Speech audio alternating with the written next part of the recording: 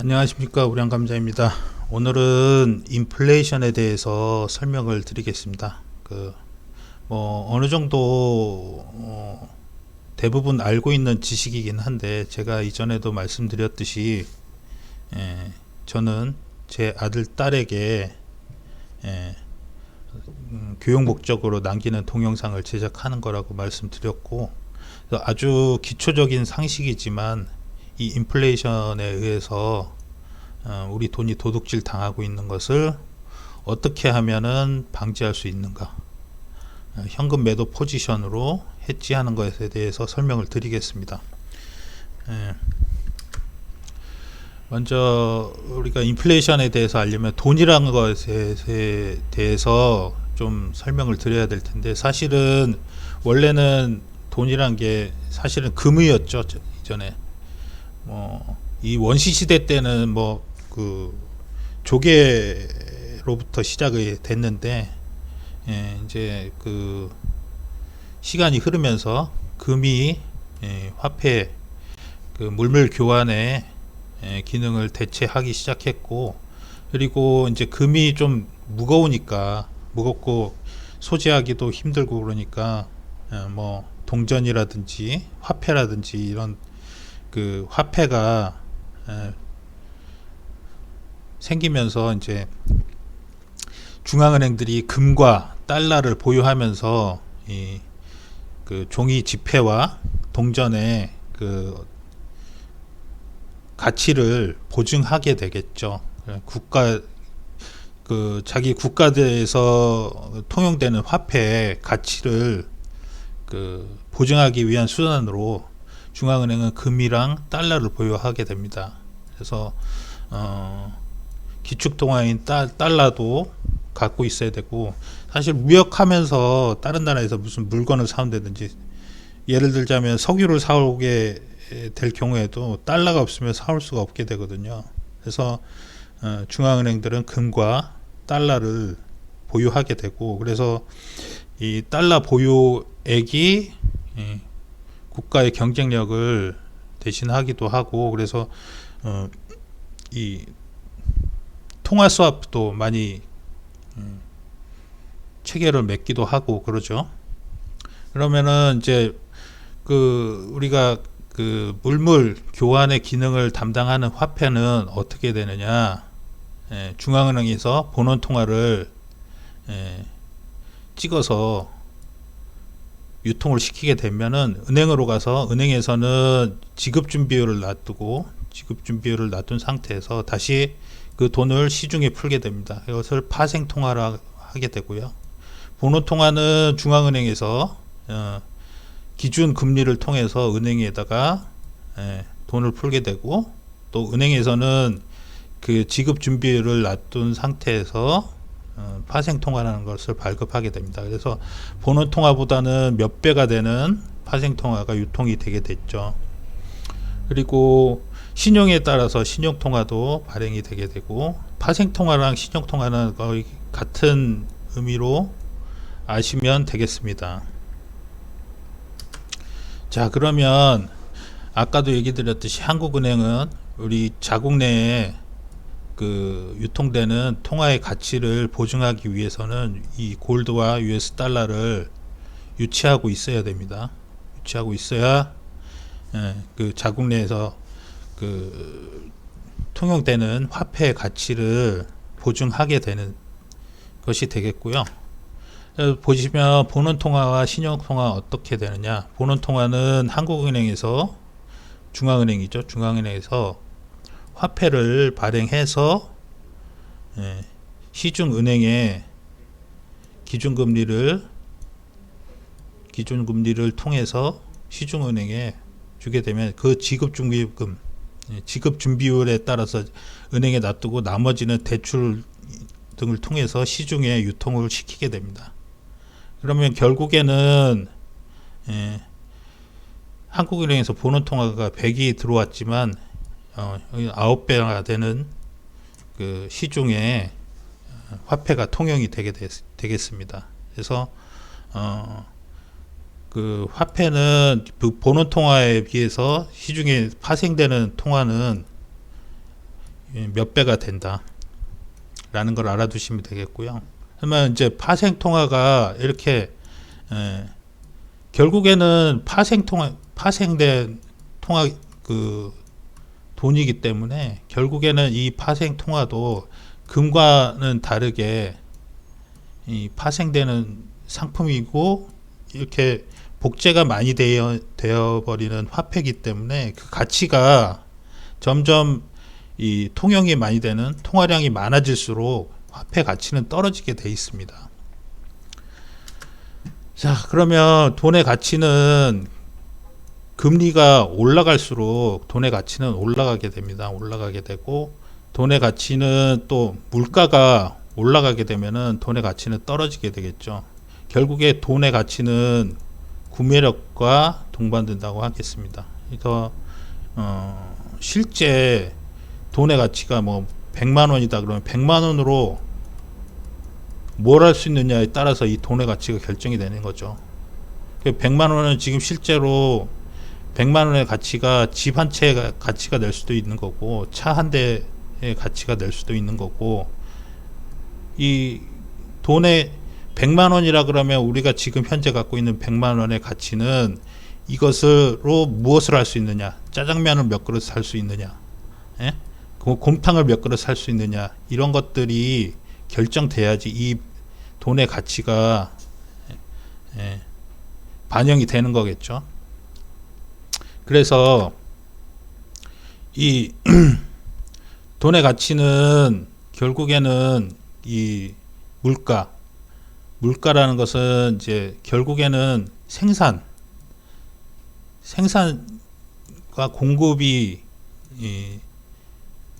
물건이 만들어지면서 어떤 생산을 일으키면서 돈의 가치가 결정이 되는 겁니다. 그래서 우리가 생산의 3요소를 보게 되면 토지와 자본과 노동으로 이 생산을 해내는데 생산이라는 거는 가치를 생산하는 거죠. 뭔가 물건을 만들어내는 것이죠. 여기에서 발생되는 물건에 의해서 어떤 이들은 사업소득을 만들어내고 어떤 이들은 근로소득, 노동력을 투하해서 근로소득을 만들어내고요. 자본이나 토지 같은 것을 투자를 해서 투자소득을 얻게 되는 것이죠. 우리가 소득을 얻게 되는, 그러니까 생산을 통해서 소득을 얻게 되는 방법은 이 세 가지가 있습니다. 결국에 사업을 하는 사람들은 이 생산수단을 이용을 해서 생산을 하는 것이고, 노동자는 근로소득을 통해서 노동력을 제공하고 생산을 해서 소득을 만들어내고, 그 다음에 투자는 가지고 있는 자본이나 토지를 투여함으로 인해서 이 생산되는 물건의 가치의 일조를 투자소득으로 얻게 되는 거죠. 이게 계속 이제 만들어지면질수록 이 돈도 더 생겨야 되겠죠. 그래서 경제 규모가 커질수록 통화량이 증가되는 거는과 인플레이션이 발생하는 것은 필연적으로 발생할 수밖에 없습니다. 이 노동력을 제공하는 쪽에서도 해마다 자기 그 임금이 올라야지 노동력을 계속 제공하려고 하는 어떤 그 요인이 되겠죠. 모든 그 생산 수단이 마찬가지로 이런 그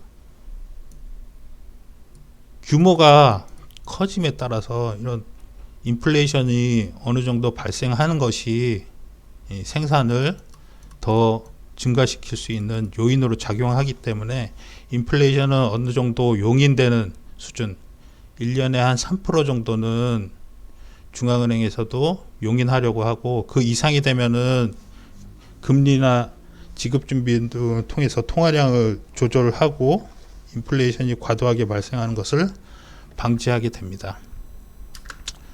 자, 그러면 아까도 얘기했듯이 한국은행에서는 금리와 지급준비율 그리고 통화량을 조절함으로 인해서 인플레이션 수준을 조절하게 됩니다. 조절하게 되고, 그러면 우리가 물가 결정 요인은 무엇이냐? 결국에는 공급과 수요 곡선, 다들 알고 계시죠? 공급과 수요 곡선인데 결국에는 공급은 생산이고 수요는 소비인데, 생산과 소비의 주체는 다 모든 사람들이 되겠습니다. 자, 뭐 부자라고 해서 뭐 사업 소득을 가진 사람들이라고 해서 소비를 안 하는 건 아니거든요. 그런데 이것을 자꾸 그 이분법적으로 해서 부자들은 뭐 생산함으로 인해서 자기네들이 모든 부를 가져간다고 생각하는 사람들이 있어요.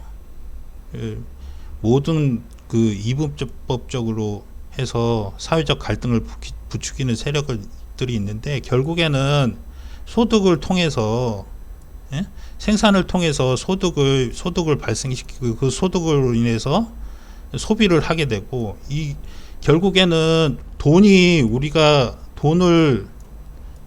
목표가 아니고, 생활이 윤택해지는 것은 물건, 의식주에 필요한 모든 것들이 풍족해질 때 우리는 생활이 윤택해진다고 하는 거거든요. 돈이 100억이 있든 1000억이 있든 그거는 상관이 없어요. 이 생산되는 생산 물건이 가치가 있는 것들이, 예? 골고루 잘 분배가 되고, 그다음에 풍족하게 분배가 될 때 생활은 윤택해지고 그 나라의 경제는 올라간다는 것입니다. 그래서 생산과 소비가 계속적으로 증가를 해야 되는 것이고요. 그래서 소비와 생산의 주체는 다 모든 사람들이기 때문에 이 경제 규모가 점점 커질수록 좋은 거고, 인플레이션도 어느 정도 생겨야지 좋은 것입니다.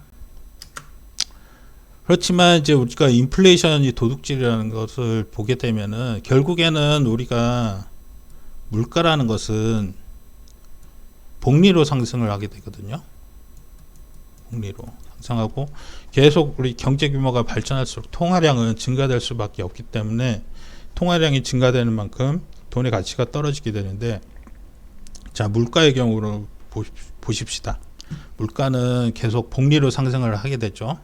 물가가 상승률이 7.2%라고 생각을 하고, 계산 편의상 그렇게 생각을 하십시다. 그리고 화폐 가치도 결국에는 금리가 7.2%라고 우리가 가정을 했을 때 얘기입니다. 이게 그러면 7.2%라 그러면 10년 후에는 딱 2배가 됩니다. 복리 물가가. 그럼 화폐 가치는 어떻게 되냐? 화폐 가치는 100만 원이 7.2% 금리로 은행에 넣어놨을 때 10년 후에 172만 원이 됩니다. 자, 금리가 그 물가 상승률하고 똑같았을 때도 이렇게 돈의 가치가 떨어지게 돼 있거든요. 그럼 만약에 지금 금리가, 실질 금리는 마이너스죠, 마이너스. 지금 우리나라 기준금리가 0.5%인데 솔직히 말해서 예금이자 지금 없잖아요. 그런데 예금 예치해놨다가 찾을 때 수수료 또 발생하죠. 그 다음에 실질 물가는 상승을 하게, 지금 뭐 물가 상승률이 0%라고는 하지만 계속적으로 증가를 하고 있어요. 그러면 여기에서 금리가, 예금 금리는 0%, 거의 마이너스 수준인데 물가는 계속 상승을 하고, 어떻게 되겠습니까? 더 빨리 그 가치는 떨어지겠죠. 돈의 가치는. 그럼 이게 시간이 지날수록 더 심해집니다. 복리 효과가 발생하기 때문에. 근데 지금 0%예요, 금리는. 그러면 더 빨리 돈의 가치는 하락을 하게 된다. 그럼 여러분들이 생각을 할 때, 그럼 돈이라는 거는 눈덩어리, 스노우볼이라고 생각을 하시면 되고, 은행은 예금 금리를 주니까 냉장고라고 생각을 합시다. 냉장고. 이렇게 생각하시면 편해요. 돈은 수중에 들고 있으면 금방 녹아요, 금방. 근데 은행에 조금 넣어 놓으면은 그래도 좀 녹는 수준이 떨어지겠지만, 냉동고에 넣어놔도 이 스노우볼은 승화 현상에 의해서 쪼그라들죠. 결국에는 은행에 넣어놔도 물가 상승 때문에 돈의 가치는 점점 떨어진다. 그래서 인플레이션과 금리의 관계에서 인플레이션에서 금리를 뺀 만큼이 냉장고의 온도라고 생각하시면 돼요. 그래서 인플레이션이 올라가고 금리가 떨어지게 되면 냉장고 안에 온도는 올라가게 되겠고, 이 스노우볼의 녹는 속도는 훨씬 더 빨라진다. 그래서 이것을 알아야 되겠고, 그래서 결국은 우리가 돈은 어떻게 해야 되느냐, 스노우볼 이펙트를 만들기 위해서는 눈밭에서 계속 굴려야 돼요. 그래서 스노우볼 이펙트가 나타나려 그러면 돈밭에서 굴러야 되는데, 눈밭에서. 그러면 이 눈밭이 어디입니까? 돈이 있는 곳에서 굴러야 된다는 거죠. 결국에는 이 돈을 수중에 갖거나 은행에 넣어두면 지금 안 되는 시기예요. 금리가 워낙 낮은 상태니까. 이거는 그냥 리스크예요, 리스크. 인플레이션 리스크. 결국에는 이 돈을 눈밭에서 굴려야 되고, 지금 현재 달러 인덱스 보시면 90일까지 떨어졌어요. 90일. 예? 미국에 이제 코로나 바이러스 때문에 금리도 0%, 2023년까지 0% 유지하겠다 그러죠. 거기에다가 무제한 양적 완화 QE를 시행함으로 인해서 돈은 무지막지하게 풀려 있습니다. 지금 뭐 미국 주식도 12,000, 나스닥 12,000을 돌파했고, 다우 같은 경우도 30,000을 돌파했는데, 혹자는 그러더라고요. 이게 말도 안 되는 상승이라고 하는데, 사실상 통화량이 풀린 거에 비하면은 말이 안 되는 건 아니죠. 통화가 그렇게 풀렸는데, 모든 자산 가격이 다 올라가고 있죠. 금, 그 다음에 부동산, 그 다음에 또 주식.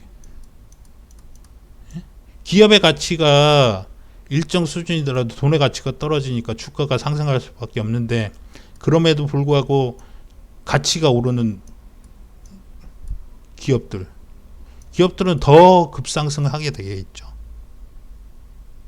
그러니까 지금 주식시장이 올라가는 게 도저히 이해가 안 된다고 하면 안 됩니다. 돈이 가치가 그만큼 떨어지는 거예요. 그래서 자산에 계속 투자를 해야 되는 거예요. 그러면 우리가 현금 매도 포지션을 어떻게 취하는 것이냐. 돈을 가지고 있으면 안 돼요. 돈을 은행에 넣어 놓으면 안 된다는 겁니다. 우리가 그래서 3대 자산, 금, 부동산, 유가증권, 위대한 기업에 돈을 투자를 해놔야 된다. 이게 현금 매도 포지션입니다. 매도 포지션. 거기에다가 대출까지 끼고 안전자산인 골드 혹은 부동산 같은 경우는 담보대출이 용이하니까 담보대출을 써서, 그러면 이자율도 좀 떨어지죠. 이자율도 담보대출은 굉장히 떨어지기 때문에, 미국 같은 경우에는 부동산 담보대출은 거의 100%까지 해줘요. 우리는 지금 규제를 통해서 지금 아파트 값이 더 오르죠. 지금 규제가 계속 아파트에 대한 규제가 되는 상태인데, 아파트 규제를 하게 되면 공급량이 계속 줄죠. 공급량이. 예? 재건축도 불허하고 재개발도 안 되고, 예? 그 다음에 자꾸 예? 분양가 상한제 하니까 건설사들도 민간 주택 분양을 꺼리게 되죠. 그러니까 공급이 계속 줄어들고 있어요. 내년에는 더 심할 거고, 내후년에는 더 심할 거고, 2023년까지도 공급량은 계속 줄고 있어요. 그러면 지금 제일 가치가 상승할 것으로 보는 것은 부동산이거든요. 부동산. 그러니까 대출을 통해서 부동산을 투자를 하고, 골드랑 유가증권도 투자를 해서 위대한 기업에 투자를 해놓고 가만 놔두면 가치가 돈의 가치가 떨어짐에 따라서 상승을 하는 거죠. 결국에는 내 재산이 녹는 것, 그러니까 금이죠. 아니죠, 저 현금이죠. 현금이 녹는 것을 방지하는 거예요. 결국에는 인플레이션 헤지란 말입니다. 인플레이션 헤지. 그래서 여기에 계속 다 저축을 하셔야 돼요. 부동산, 골드, 유가증권 이렇게 하셔야 되지. 안 그러면 계속 돈은 녹아 내립니다. 그래서 여러분들 모두 지금 돈이 계속 풀리고 있고 통화량이 계속 증가되고 있습니다. 그래서 현금 매도 포지션을 꼭 취하시고, 지금 말도 안 되게 증가된다고 뭐 이런 금값이 오르고 부동산이 오르고 이건 말이 안 된다라고 생각하지 마시고, 지금 코로나 때문에 정부에서도 돈을 계속 풀고 있고 우리도 양적 완화하고 있죠.